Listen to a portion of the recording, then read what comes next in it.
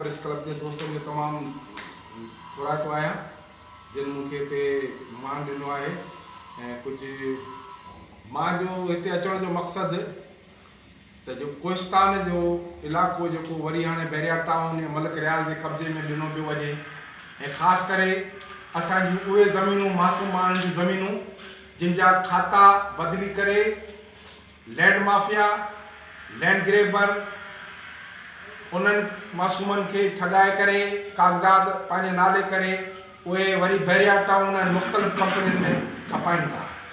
ॾिसो ही सॼी पट्टी मां जीअं सुपरायो ते चढ़ियो आहियां त आलाबीब जे पासे में बि हाउसिंग सोसाइटी आहे, वरी कमांडर सोसाइटी आहे, बैरिया टाउन है, DHA सिटी। बाबा काॾे पिया वञूं? सॼो मुल्क खपाए धारनि खे पिया ॾियूं। सुभाणे ये अॼु फलस्तीनी जेके आहिनि पत्थर हणनि पिया उन्हनि जहिड़ा बि न थींदासीं। हिते नओं इसराइल पियो तामीर थिए जंहिंजे लाइ असांखे गॾु थियणो आहे, जंहिंजे लाइ सियासी मज़हबी फ़िरके वारे इख़्तिलाफ़ात बि हिकु पासे करे गॾु थियो। सिंध बचायो, कराची बचायो, कोहिस्तान बचायो, सखर बचायो, सभु जेके सिंध जा इलाइक़ा आहिनि सभु गॾु करे पाण चो त जदोजहद कयूं। धारनि जी जलगार ख़ासि करे पठान अफ़गानी तव्हां ॾिसो त जेके पैसा हिते उछलाइनि पिया माण्हू उन्हनि खे ज़मीन ॾियनि पिया।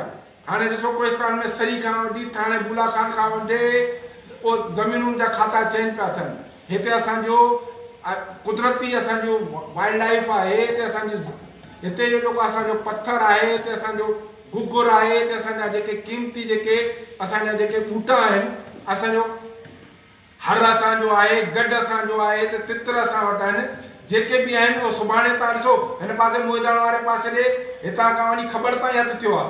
बैरिया टाउन सॼी ज़मीन खणी वई आहे, हिन पासे DHA सॼी ज़मीन खणी वई। अॼु तव्हांजो हशर असांजे गोलीमार लालू खेत वारनि खां बि पुछड़ो थींदो। अॼु गोलीमार लालू खेत जेको आहे, लालू जो खेत लियाक़ताबाद थी वियो आहे, भंगुरिया ॻोठ जेको सो अज़ीज़ाबाद थी वियो आहे, नाज़माबाद जेको आहे सो बि ख़ासकेलियुनि जो ॻोठ हो, गोलीमार बि ख़ासकेलियुनि जो ॻोठ हो, दोदा विलेज जेको सो डिज़िया कॉलोनी थी वियो आहे। इन तरह सां तव्हांजो हे सभु इलाइक़ा बैरिया टाउन थी वेंदा, सभु इलाइक़ा मलक रियाज़ खणी वेंदो। ख़ुदा जे वास्ते सिंध धरती बचायो, पंहिंजी माउ बचायो, मैदान ते अचो। रुगो ॻाल्हियूं करण सां कुझु बि न थींदो, ॻाल्हियुनि सां कुझु बि न थींदो। मैदान ते अचो, बैरिया टाउन ख़िलाफ़, मलक रियाज़ ख़िलाफ़ मैदान ते अचो। असांजा जेके बि चङा मुड़ुस हुन सां गॾु आहिनि उन खे हथ ॿधी रस्ता कयूं त पंहिंजे धरतीअ खे बचायो, पंहिंजी माउ खे बचायो। बाबा कुझु बि कोन वरंदो, सभु हली वेंदो। अॼु तव्हां ऐश कयो था, डिफेंस में वेठा आहियो, तव्हांजा माण्हू जेके माल चाहीनि था उन्हनि जो ज़मीनूं हली वेंदियूं, तव्हांखे ज़मीन जॾहिं पेरनि मां निकिरी वेंदी तव्हांखे कुझु बि न मिलंदो।